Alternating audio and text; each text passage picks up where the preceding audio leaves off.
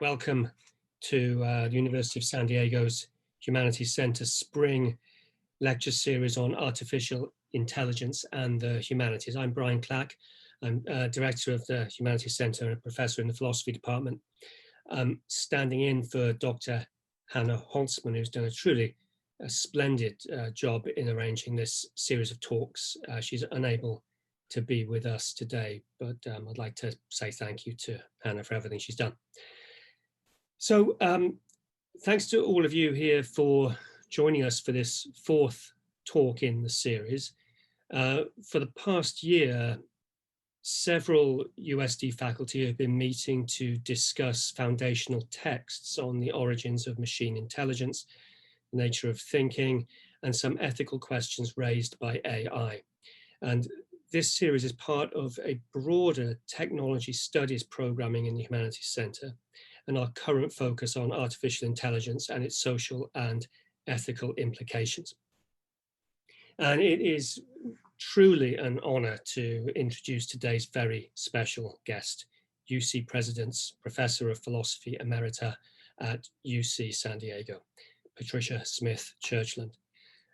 Professor Churchland was educated at the universities of British Columbia, Pittsburgh, and Oxford, starting her professorial career at the University of Manitoba, and then commencing her long association with UCSD in 1984. She is one of the most significant figures in contemporary philosophy and a pioneer in the field of neurophilosophy. Indeed, she was the first writer to publish using that term in her 1986 book, Neurophilosophy, Toward a Unified Science of the Mind-Brain. The promise of neurophilosophy, as Professor Churchland describes it, lies in part in its ability to transform traditional philosophy from its armchair status into something genuinely informed by recent and far-reaching developments in the field of neuroscience. The results of her investigations have been published in a large number of fascinating papers and a series of very important books, including Brainwise and The Computational Brain. A great deal of Professor Churchland's published work relates to the topic of today's talk. Her 2013 book, Touching a Nerve, The Self as Brain, brilliant title, I think, explored the consequences of the idea that everything we feel and think stems not from the activity of an immaterial mind or spirit, but from electrical and chemical activity in our brains. The ethical implications of this have been spelled out in the book Brain Trust, What Neuroscience Tells Us About Morality, and in her most recent book, Conscience, The Origins of Moral Intuition. This latest book, Conscience, was a finalist for the 2020 Penn E.O. Wilson Literary Science Writing Award and has been described by MIT's Anne Graybiel as, and I quote, a jewel among books about human nature. And so, addressing the fascinating question, what has the brain got to do with morality? Please welcome Professor Patricia Churchland. Thank you so much, Brian. That was really a very, very kind introduction, and I greatly appreciate it. So yes, I want to say a little bit about what we know at this stage about the relation between various brain functions, brain chemicals, and moral behavior. And I really wanted to start with this photograph of an orangutan and a dog who are obviously from different species, but care very deeply for each other and care for each other. So much about the nature of what underlies that kind of thing is the focus of the talk. Now, so for some reason, my computer doesn't advance the slides. So what would be the best strategy here? Lindy, do you have any advice for me? You can try using the arrow. That's what oh, down here. Yeah, on the screen. Yes, indeed. Okay, great. Thank you, Lindy. Now, in 1975, the great biologist Ed Wilson said that the evolution of human sociality is the fundamental conundrum of biology. And why did he say that in particular? And the answer really is that we see lots of evidence of moral behavior, and not just in humans, but in non-human animals, especially mammals and birds. And yet, how can that actually be? And the reason that we raise that possibility as seemingly odd is this: that we know that every organism must have the machinery to see to its own well-being and its own survival. Lacking that, of course, it will not survive and reproduce. So everything manages to see to its own well-being. And in a certain sense, that makes us all very ego-oriented. On the other hand, of course, what we know is that animals will make enormous sacrifices for their offspring, sometimes for their mates, for their friends, their kin, and sometimes even for strangers. This is not unique to humans, but it is certainly highly developed in humans. Now, because this deep value is embodied in the very circuitry of all of us, this care for oneself, biologists said, well, then how could other caring behavior ever come into being? Just as a quick aside, by moral, I'm going to mean something very simple in this context. I mean that you make a sacrifice for someone else in order to benefit that other individual. It may be even from a different species, it may be from your own species. So to incur a cost to benefit someone else is the crux of what I'm going to mean in this context, at least, by morality. So if we're all organized to see to our own well-being and survival, then to Richard Dawkins, for example, when he wrote The Selfish Gene, he said, well, we'll have to teach generosity and altruism because we are born selfish. But we do see consolation behavior, reconciliation after a conflict, pro-social choice, that is where a chimpanzee will share food with another. Remarkably, we see orphan adoption by male chimpanzees of unrelated, genetically unrelated babies. We also see this in the case of marmosets. And that is a very considerable sacrifice. We see empathy, punishment, third-party punishment, self-control, cooperation, and reasoning. And not just in non-human primates, but in other highly social species, such as wolves. Now, Darwin knew some of that, and he reflected in his 1871 book, The Descent of Man, on where our moral sense or our conscience comes from. And he proposed that there are really three contributing elements. One involves social instincts. He didn't, of course, know about genes, but he did know that there were relationships between parents and offspring. The second had to do with acquired habits and skills postnatally. And the third had to do with problem solving, how to figure out how to make things work within a group. Now, of course, this was 1871. It was long before we understood very much about the nature of genes or how genes produce proteins or about ribosomes. But it turns out that Darwin was basically right. Incidentally, just to sort of put this in a wider context, this is a few social instincts, habits, and problem solving that is also very much part of Aristotle's story, the story of Confucius, and of David Hume and Adam Smith. Sometimes these philosophers are lumped together as those who propose virtue ethics. I don't want to go into that particular discussion of whether that's the best name for it or not. That's a whole other thing that I'm not too worried about.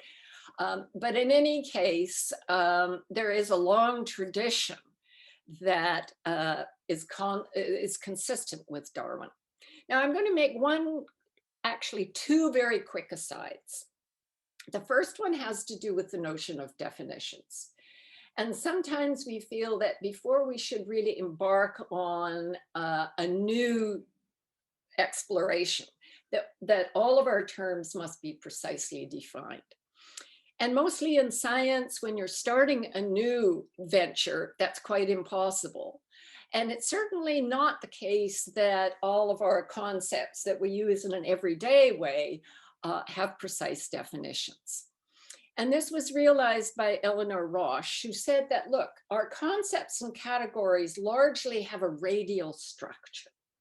It means that there are certain prototypes at the center of our conceptual organization. And for example, everyone knows that a carrot is a prototypical vegetable.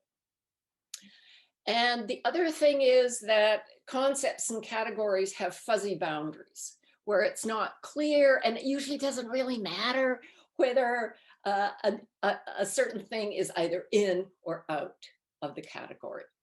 And in between is everything else. So a radish, is that really a vegetable? Well, you know, some people would not consider it a vegetable. It's a garnish. Blah, blah. And even further out then on the boundary would be wild mushrooms. Now they're found in the vegetable department of the grocery store. Does that make them vegetables? No. I mean, we could all have a grand old philosophical discussion about it. But as Eleanor Rosch pointed out, it may not be very worthwhile. And it turns out that most of our everyday concepts, like house, are like that as well. And in the case of house, and probably to some degree vegetable, it turns out that there are cultural variabilities about what constitutes a prototypical item. So if you're an Inuit living in the far north, that's a prototypical house. If you are a Plains Indian, that is a prototypical house. And I guess for nomad land, that's a prototypical house. And so we recognize that there can be cultural variations. Now, the reason I mention all this is not just to sort of hear myself talk, but because social categories are radial in their structure. And we learn them by learning prototypes and expanding the structure or expanding the range of applicability of a category as we encounter more and more instances. There is no precise definition of many of these words, like friend, or what it is to be honest, what it is to be kind or brave or trustworthy, and indeed what it is to be moral or to be not moral, immoral or amoral. But by and large, people agree on the prototypes. They agree that there are fuzzy boundaries, and we manage actually admirably well despite all that. I've never had any difficulty in the grocery store over what to call wild mushrooms. Are they really vegetables or not? By and large, we don't. All right, so that's one background point. The other background point is this, that, all right, we are Homo sapiens. Now, in this graph, here is Homo sapiens, and on the graph, they are very recent. So on the vertical axis, what you see are years in millions. And we're pretty recent, maybe 300,000 years old. And as you can see, we overlapped in Europe with Homo neanderthalis, but look at Homo erectus. They have been around for 1.8 million years. And look at their geographical spread. They started with a brain that was about 800 cc's. Yours is about 1300 cc's. And you might think, well, you know, how smart were they really? They lived in small groups of about 50 to 80, which we also did in our early days. They had the use of fire, the controlled use of fire. They had stone tools, including hand axes. And so we have to kind of wonder, first of all, why their brains increased in size over 1.8 million years. And one speculation is that it had a lot to do with selection for individuals who were highly social, who could cooperate, who could group individuals together, and so forth. Now that's a speculation. There are other speculations about encephalization and why we've got these big fat brains that Homo erectus didn't start off with. All right, those are the two main asides. But I think that it's important to reflect on the early humans, Neanderthals and erectus, to see that whatever it is that is, so to speak, our nature, didn't come from nothing, and it didn't come directly from chimpanzees, because we separated from chimpanzees evolutionarily about 5 million years ago. Now, we see social behavior across many taxa. Famously, of course, bees are social and will sacrifice themselves quite readily. Discus fish are social, and you will see the babies on both the mom and the dad in this case. Nevertheless, human, and in particular mammalian sociality, is very different. It's different largely in its flexibility. That so far as we know, most social behavior in bees is highly controlled by the genes and the circuitry that the genes make. But in mammals and especially in primates, but certainly also in, for example, wolves, we see very, very wide range of behavior that is learned or figured out, but that is not programmed by the genes. So you want to know, well, okay, so mammals are really special in this way. They have very complicated social behavior. Why did mammals come to be at all? And the answer really is in the fossil record, because about 200 million years ago, something very unusual happened on the planet. Warm-blooded animals began to appear. And that was a tremendous advantage, because they could forage at night when all the cold-blooded animals had to wait for the sun to come up, and they could forage in other climates. However, it came with a cost. And the cost, let me just go back actually.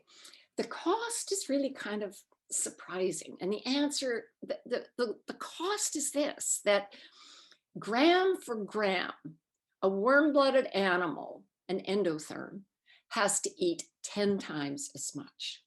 As you know, you can go away for a week and leave your pet lizard in its cage. You can't do that with a dog or a cat. They have to eat so much more. Now, this caused, so we have a cost, but we have a tremendous benefit.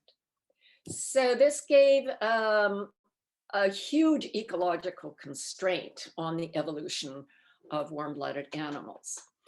And the constraint is, how are they going to manage to feed themselves if they need that much?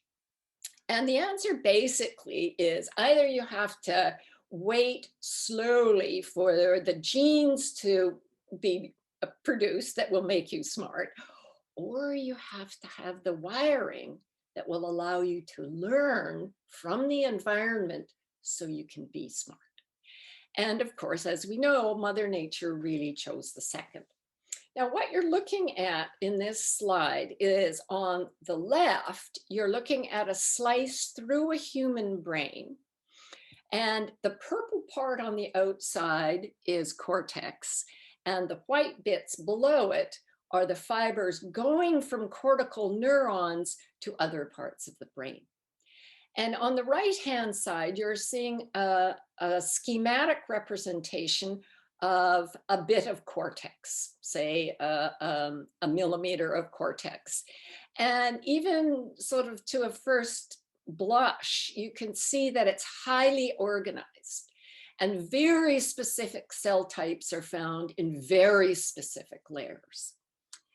Now, cortex is new with mammals. We see no thing that is like cortex in its layered structure and its organization in reptiles. Birds evolved somewhat later than the very earliest endotherms, and birds have something which is a bit analogous, but which doesn't quite look like, but does much the same job as mammalian cortex. Now, if cortex is going to be the answer to the energy problem, it can be the answer only if it can learn about the environment and how to be really efficient in getting food. So this just kind of sums up where we are. And you're going to wonder, well, how the heck does warm-bloodedness have anything to do with morality? So that's going to be, that's coming up. So, we have big calorie needs requiring big intelligence in order to manage. That's requiring big learning. And as it turns out, that requires that the brain must be very immature when the infant is born. And in this slide down here at the bottom right, what you're roughly looking at is what neurons in cortex of the newborn look like, and then at 1 month, at 9 months, and at 2 years. Now, here's the point. What you're looking at is development of structure, stuff, neuronal branches, neuronal axons, synapses for connecting to other neurons. There has to be structure built. And every time you learn anything where your memory lasts longer than about an hour, structure has to be built. And so the infant has to be born very immature so that the structure can embody the knowledge and the experience that the animal is acquiring as it goes through its early life. So learning capacity goes way up in endotherms. But what goes way down, of course, is independence. A baby turtle, no cortex. A baby turtle is mature enough when it hatches out of its egg to scrabble down to the water, swim off, and try to survive. All mammals are born very immature and rely on the mother. Now, how did that work then? How was it that the mother was recruited to take care of this very immature baby? Well, Mother Nature clearly had a problem, because if the baby is very immature enough so that it's going to end up being smart by virtue of learning, if it's very immature, it's also very helpless. And so many things had to change in the circuitry. And in particular, this is to sort of put it conceptually, and I'll give you mechanism in a minute, but in particular, what seems to have happened is it's as though Mother Nature said to herself, well, look, we all have this circuitry for self-care and self-survival. Let's just expand this beyond self to babies. So it's me, but now it's me and mine. And so all of the effort that goes into providing resources, defense, warmth, safety, all of that goes not just into me, but into me and mine. So that's in a way the conceptual point. But how did that work? How did it change? And the story depends on a number of rather ancient neuropeptides, oxytocin and vasopressin, but other things as well. And the story the story is really kind of remarkable. So first of all, because we're going to need this later in this talk, this is a representation of what an oxytocin molecule looks like, and this is a vasopressin molecule. Notice that they're very simple relative to complex proteins like hemoglobin that you may be familiar with. The other thing is, notice that they're very similar, but for two amino acids, this one and this one and that one. And that means that most likely they had an ancestor neuropeptide, and we think it was vasotocin, and that it was very slowly modified so that in mammals, you have both oxytocin and vasopressin. So how does that work? Well, it in effect rewired the self-care circuitry so that when the baby is born, the mother has a rush of oxytocin in her brain.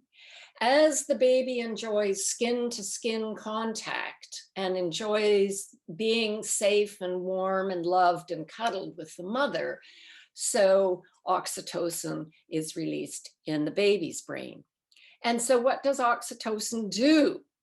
Well, it turns out, we'll go back for a moment. It turns out that it regulates the bonding of mother and baby, the attachment. The baby becomes attached to the mother and the mother to the baby. And so that the mother will undertake all kinds of heroic defense measures in protection of the baby. And this is not just true of humans. We see this across the mammalian taxa. And so what we'd like to know now is a little bit more about how that works. But first, what I want to do is say, well, this might be all very nice. It's about mothers and babies, and isn't that sweet? But really, what's it got to do with morality? And I didn't really see the point until I heard a talk by Larry Young in about 1992, I guess. And the talk was about voles. So there are many species of voles, and montane voles are up. This is an instance, but down here there are prairie voles. Now, montane voles are what we kind of normally think a vole or a rat or a mouse is like, and that is the male and the female meet, they mate, and they go their separate ways. He's looking for more action. She's going to have the babies. Now, here's the funny thing. Prairie voles are very, very different. They meet, they mate, and now they're bonded for life. There's the bonding again. And not only are they bonded for life, but the male helps take care of the babies. He guards the nest against other females who might be interested in him.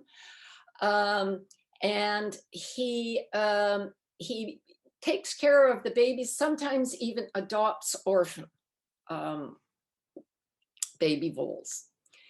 So Sue Carter, who we'll talk about again, and Larry Young and various other people, when this data came out about this difference in the behavior, asked this question. So what's the difference in the brain? And it turns out the difference has to do with oxytocin and vasopressin. So what you're looking at in this slide are slices of brain from montane vole, top and bottom on the left, prairie vole, top and bottom on the right. And over here in the vertical axis, you're looking at receptor for oxytocin, receptor for vasopressin. Now, bear in mind that oxytocin and vasopressin can slosh around in the brain and they won't do a thing unless there is a receptor on a neuron to which they attach. And when they do attach, it changes the behavior of the neuron. So density of receptors is very important. So in this slide, we're looking at where this arrow is, a structure called the nucleus accumbens, which is very important in the reward system.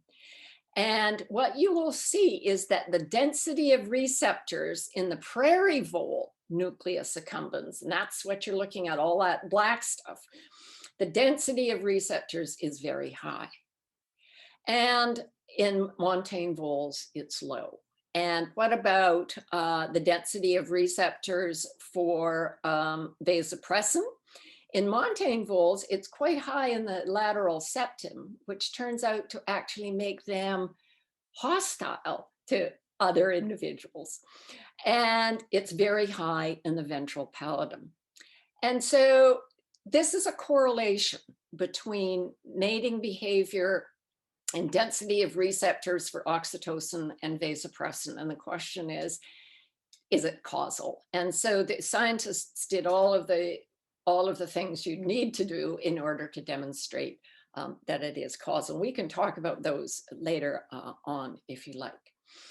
So all right, it turns out that oxytocin and vasopressin are really important. And they're important because they link to the reward system, which is the nucleus accumbens. And the reward system is what makes you feel good under certain conditions. And what happens is the nucleus accumbens releases endocannabinoids, which, yes, are like cannabinoids, and in the sense that they make you feel good. So there are other aspects to this story as well. The oxytocin enhances the smell of the individual to whom the prairie vole mated and makes the prairie vole want to be with an individual that smells like that. Incidentally, when the male and the female prairie voles who are mated and bonded, if they are separated, they both go into a kind of state of depression. They don't really want to eat much. They don't play very much. When they're put back together, it's a joyous reunion. They lick each other, they cuddle together with each other, and so forth. And these are just voles. I mean, these are rodents. And the point that I really want to make in saying they're just rodents is this is a very deep structure that has survived hundreds of millions of years and is a very, very important component to social behavior. So let's now look a little bit at the pathways. So on the left, you're looking at a schematic of a slice through the brain. So you're looking at one hemisphere from its inner aspect. And let's just go over to the right-hand side for a moment. And there is the posterior pituitary. And here just above it are two regions that secrete oxytocin and vasopressin. They secrete it both into the brain, but also into the pituitary. So there is oxytocin found in the body. It's in the testes, in the ovary, in the kidney, in the gut.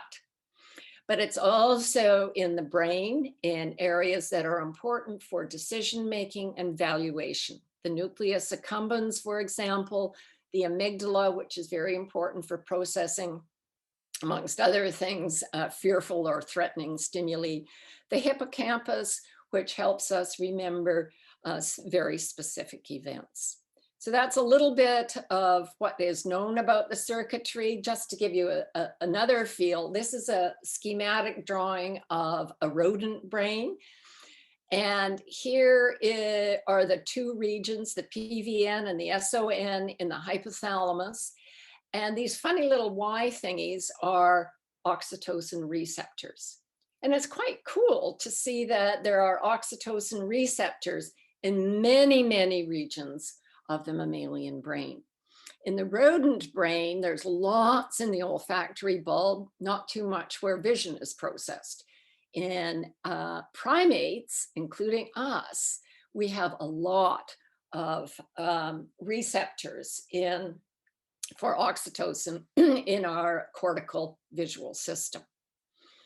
Okay. And yeah, this is a fairly recent discovery, actually, which I think is cool. So Vision, as you probably know, visual signals enter the back of the brain, the visual cortex, and those having to do with locations are the dorsal pathway. The ventral pathway has more to do with shapes and so forth.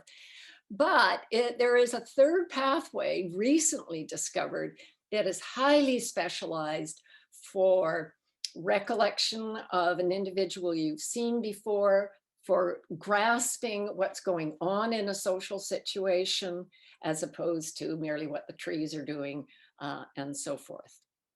So we have a highly social brain, and it does learn social behavior as the infant grows.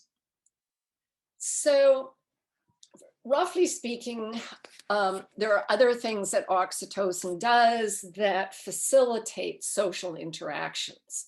One is that, roughly speaking, it's in opposition to cortisol, which is a stress hormone. So when stress goes up, then oxytocin goes down.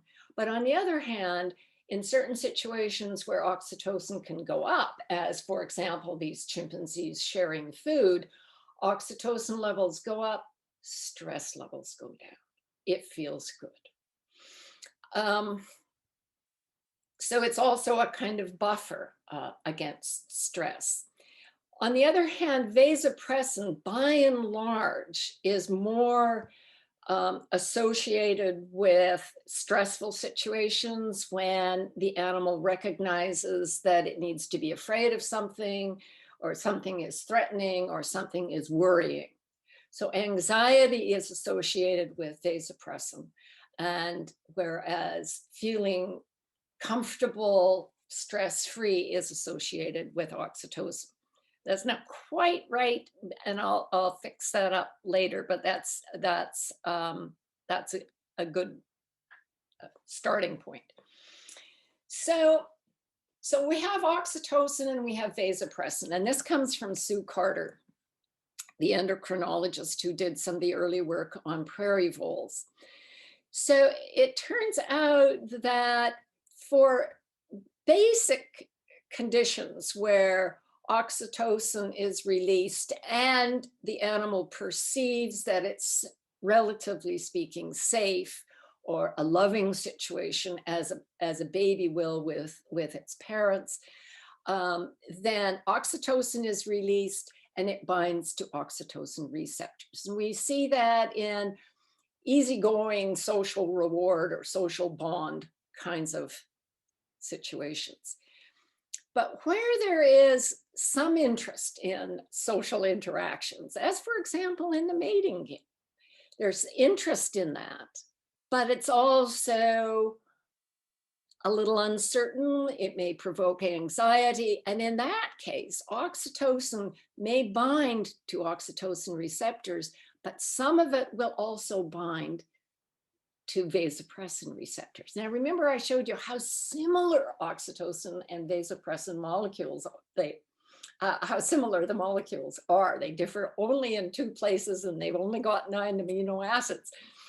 So it makes quite a lot of sense. And this took a long time for people to realize, actually, that oxytocin can bind to vasopressin receptors, so that there may be a sort of conflicted, as in certain mating conditions, that both the animal wants to approach, but it's also a little anxious, a little defensive, and so it goes.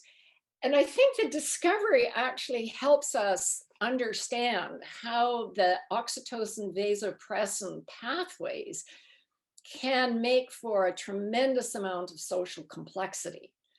And the kind of social complexity that we see so often described in novels and movies and operas and so forth. We can come back to that because it's a rather subtle point, but it's a very important point. All right.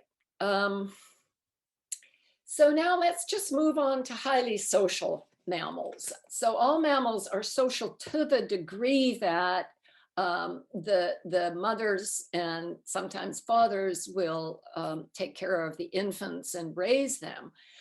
But bears, for example, are not as social as baboons. And so part of what we think goes on is that just as there is an expansion of care from oneself to oneself and babies or oneself and kin, there can also be an expansion of care to kith. It may never be as intense as care for infants or even care for kin, but it can be, and it can be very intense. And that's not just in humans. We see that in other mammals. Differences in mammalian behavior across species almost certainly have quite a lot to do with levels of oxytocin and vasopressin, as well as the distribution and density of those receptors. Marmosets are intensely social. They're very small.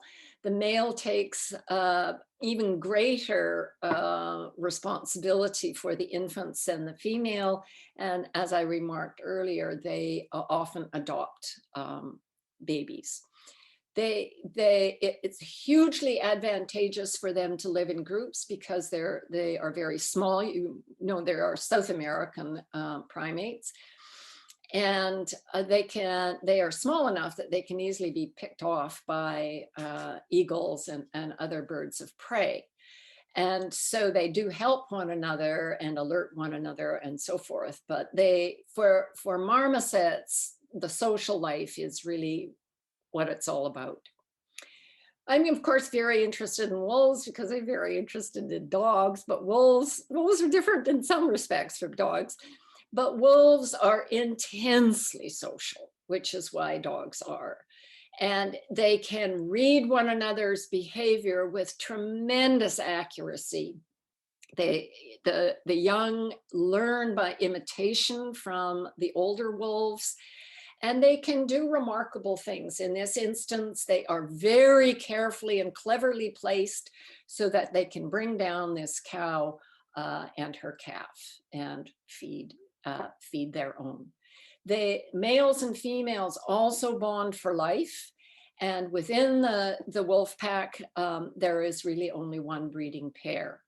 If wolves are left without, being regularly shot or trapped, they're highly successful.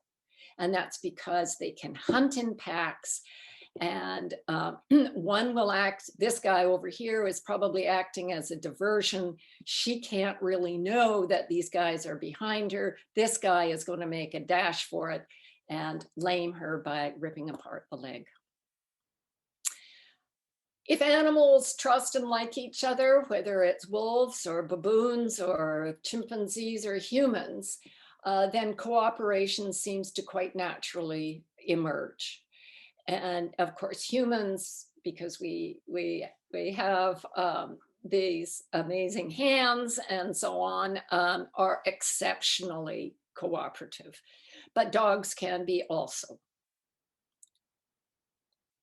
So let's just kind of reassess what this story says about the link to morality. And I tried to do this in as simple a way as possible, but while still trying to be faithful to the neurobiology.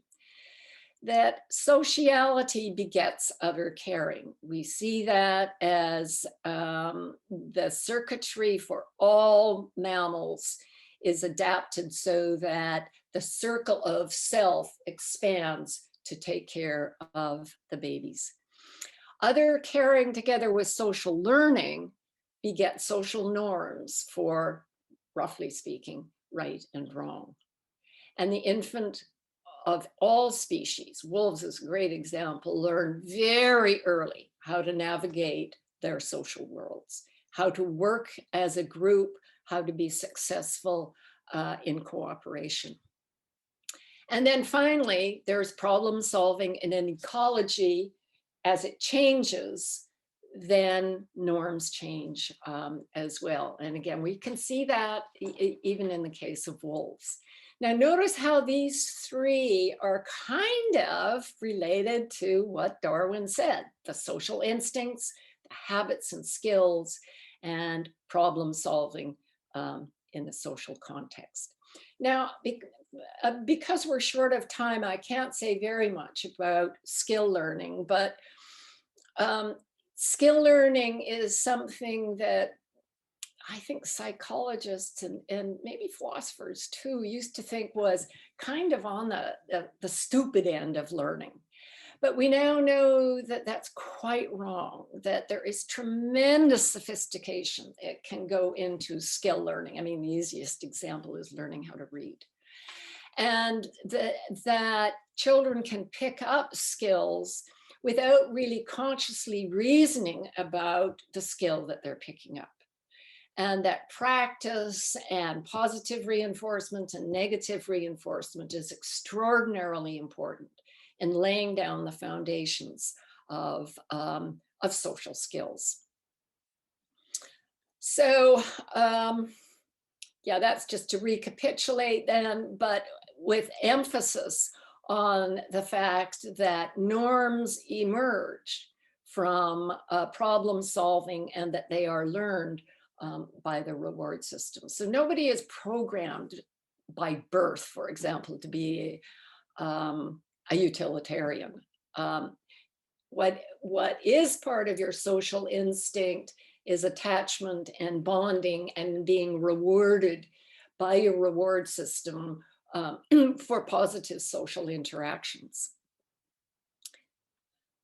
Now, just to give you a tiny bit of background, because we are short of time, this is a very fast and brief summary of the reward system. And I really just want to bring a couple of things to mind. The critical structures are the nucleus accumbens, releasing opioids and endocannabinoids, and the ventral tegmental area. And the hippocampus, which stores short-term information and is part of your, as we used to say, declarative system. But notice also the connections to the so-called executive regions of the prefrontal cortex up here in the front of your brain, behind your brow. So there's connections from the VTA to the PFC, the prefrontal cortex, and also from the nucleus accumbens. So much of what goes on in the processing of reward and punishment does not actually reach the level of consciousness, but can be sort of regulated and informed by prefrontal cortex. But that's a complicated story about which we don't know as much as we do about the roles of oxytocin and vasopressin. And in this slide, I just want to now sort of bring to bear some of the data that I think are really quite cool. So in this slide, we're looking at results where the idea was to have students, and there were a good number of them, have an arm that has a tight tourniquet on it. And before the experiment started, before the tourniquet was put on, students were told, look, you will get $20 for participating in this experiment. And you can donate your $20 to earthquake victims, or you can take it home for yourself, whichever you fine. And so students divided roughly about half. And the question that the experimenter wanted to know is this: when the tourniquet is on and it's somewhat painful, is there any difference in the level of pain reported by those who were altruistic versus those who took the money and went home? And the answer is there is. So the donors, those are the altruistic ones, are in blue, and the payees, those who took it for themselves, are in orange. And here on the vertical axis, you have pain rating, and on the horizontal axis, you have time that the tourniquet is on, time in seconds. And what you'll see is that there is a significantly lower level of pain. I mean, in this really rather odd experiment. And variations of that were done. And I want to show you now, oh yeah, this, I'm sorry, I should have had that up right away. And so what are the differences in the brain if you run that experiment while somebody is in the scanner? So roughly speaking, this is an area of the cingulate cortex, the anterior cingulate cortex. And here, what you're looking at is the pain responsiveness of the anterior cingulate cortex.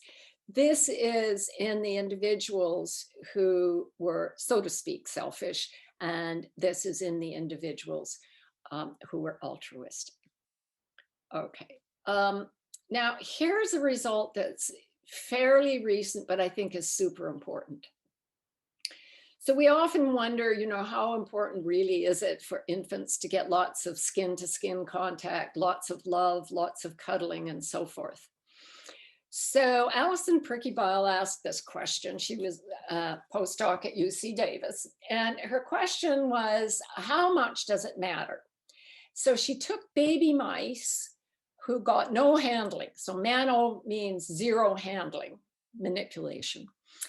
And, but the baby mice were kept warm and well-fed and safe. And so then the question was, what's the difference between those who had low handling and those who didn't? What you see with the low handling ones, the ones who didn't get cuddling, is that there is an increase of methylation of the histones for the genes that make the oxytocin receptors.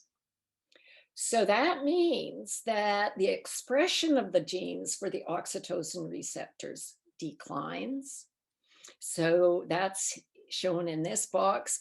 So if you see decreased numbers of receptors as a result, then you will see decreased binding of oxytocin to the receptors. And what does this show up in behavior? And the answer is those mice show atypical social behavior. That is, when they themselves are mothers, they are not very good, nurturing, dedicated mothers. So now these are only mice, they are not humans. On the other hand, the point I made earlier is that this is a deep, deep, evolutionarily highly conserved system. And if we see this in mice, we would certainly like to know whether there's anything comparable in others. During the pandemic, when there was loss of social support, of course, anxiety levels were raised, which probably meant that vasopressin levels were raised. And the hypothesis was that because there's lack of social interaction, then we see less oxytocin. So how do you raise your levels of oxytocin in your brain? Physical exercise is actually quite good. But of course, what you really need are social interactions and social touch, skin to skin, even if it's hands, if it's hugging, if it's just stroking the back of someone's hand. And finally, I just want to say that morality is not a module. Cognition is not a module. Moral judgment involves so many background things: the emotions, reasoning, motivation, habits, styles, stress, moods, energy level, temperament.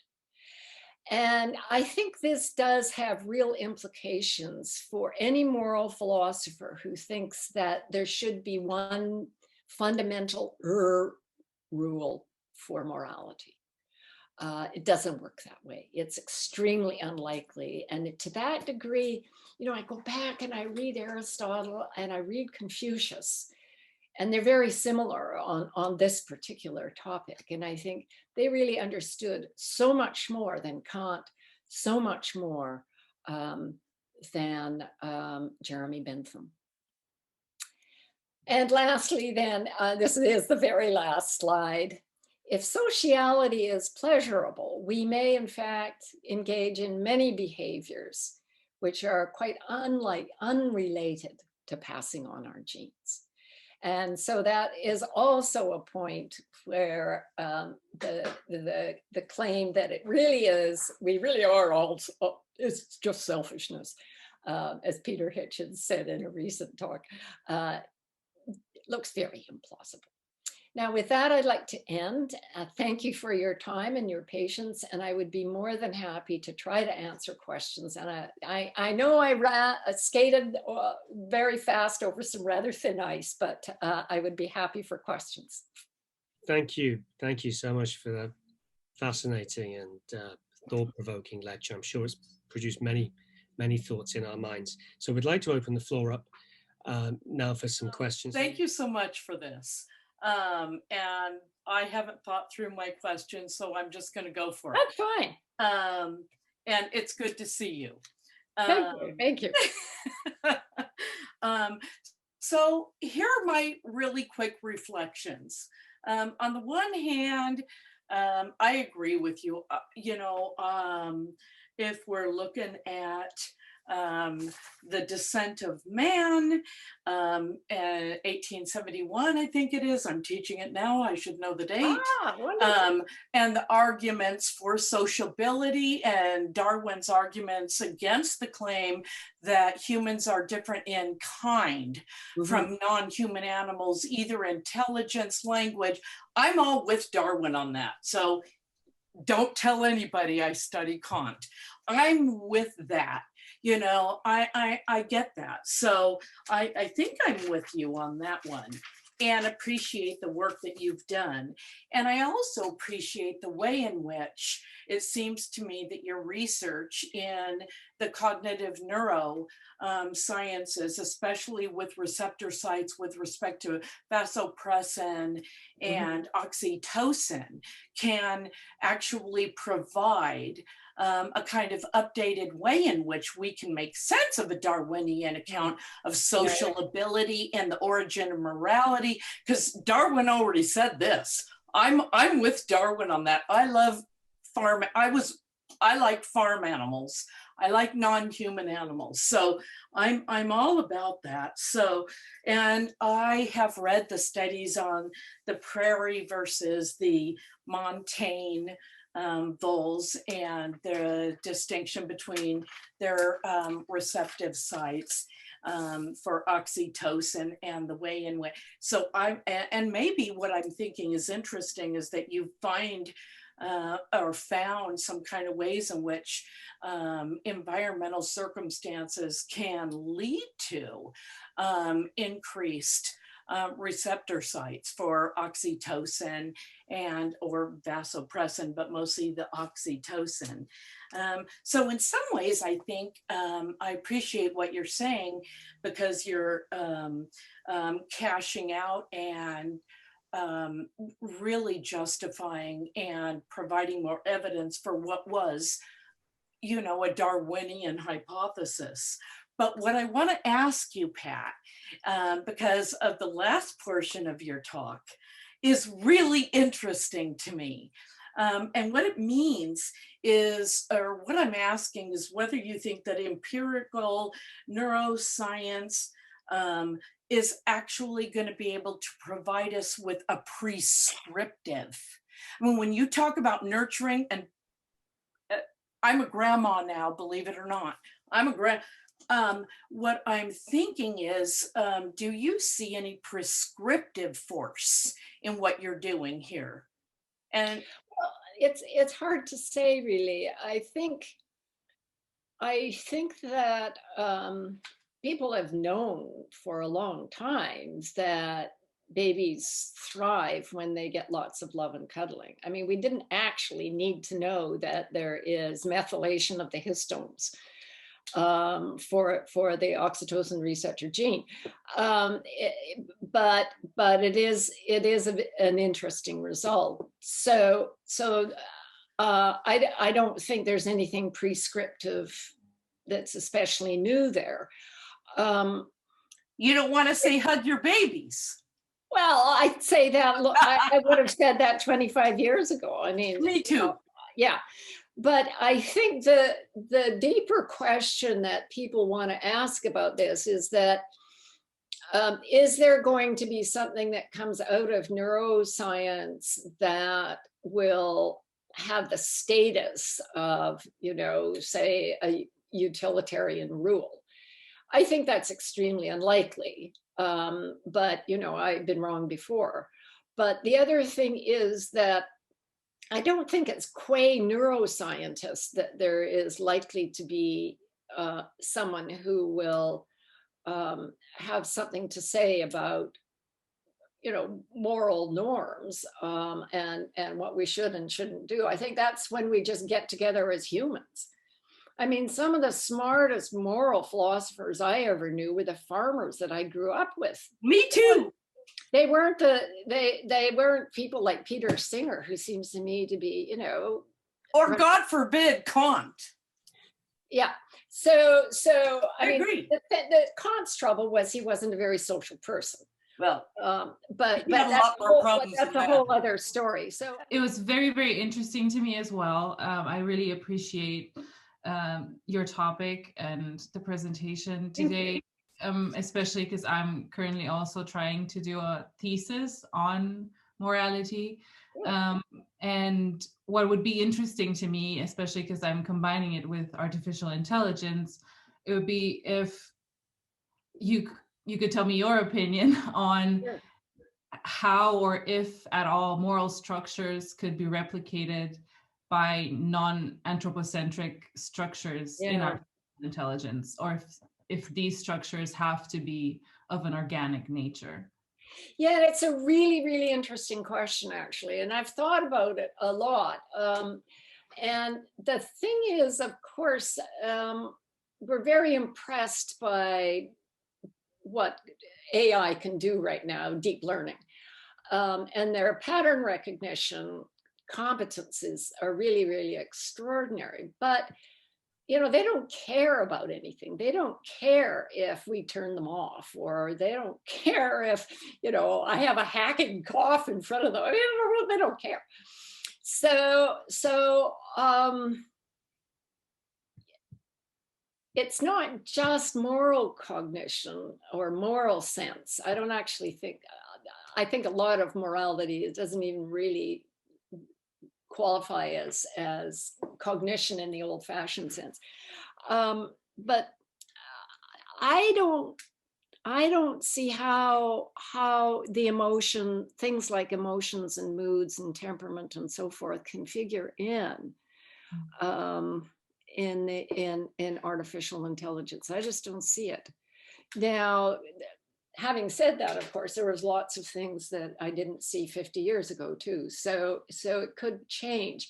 But in order for it to change, I think that AI is going to have to do more than just be a stupendous pattern recognition device.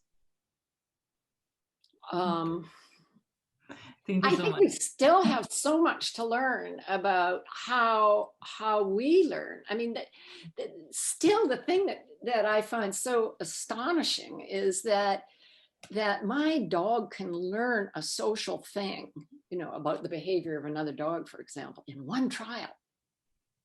But if you have a deep learning machine that's learning to socially navigate, it has to have millions of trials. And everything is so much slower. And there's something very, very special about the reinforcement learning system. Terry Sainovsky and I have talked about this a lot, along with Barbara Oakley, who's an engineer, and Reed Montague, who did some of the pioneering work on the procedural system. There is something really, really stunning about that and its connection to cortex that I think the deep learning people don't know, because none of us really knows. So I don't quite see it yet. Incidentally, you might find this online, but Jay McClellan of McClellan and Rummelhart had a recent talk on the deficiencies, so to speak, of deep learning machines. If you just Google that, Jay McClellan recent talk probably would do it. And I might see if I can find it in my mail somewhere. I think that would be really helpful, but I think you're asking a dead-on question. And they don't have emotions, you know, they don't feel fear, they don't feel sadness, they don't feel any of those things.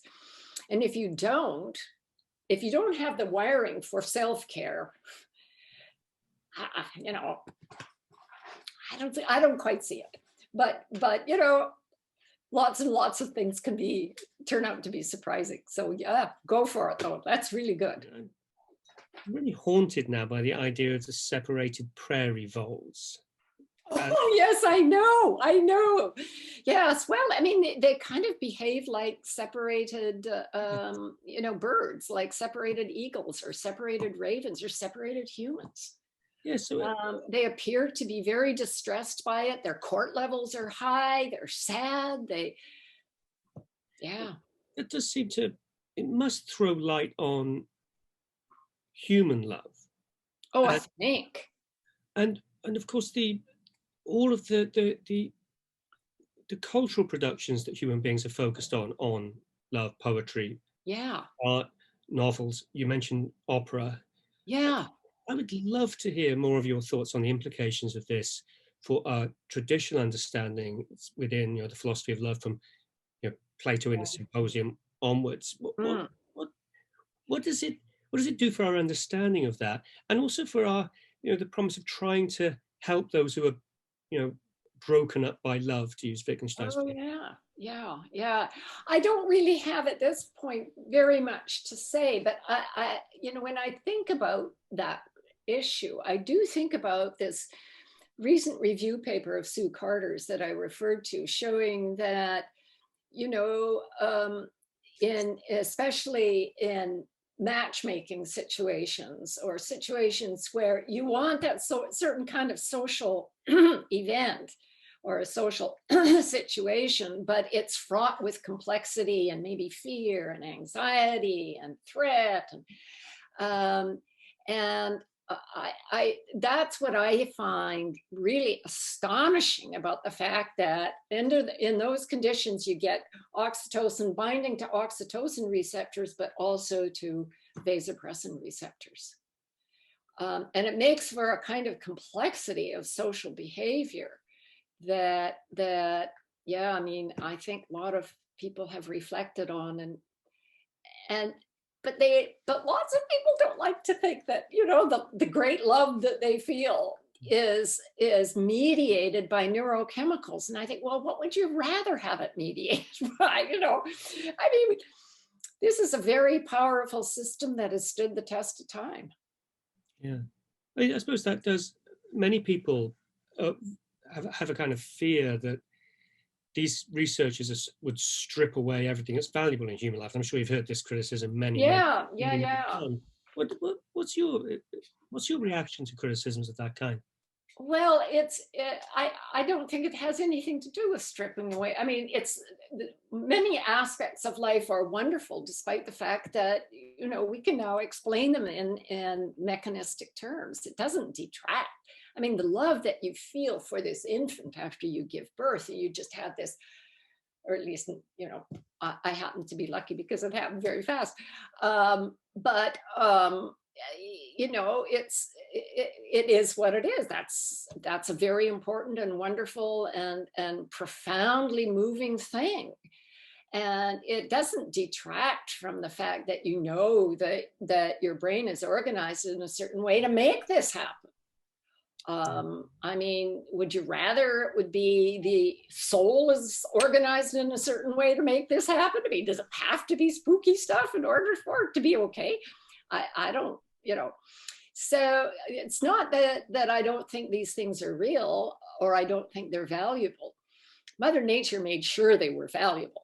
And made sure they were real. And so we do feel these profound, a profound sense of grief.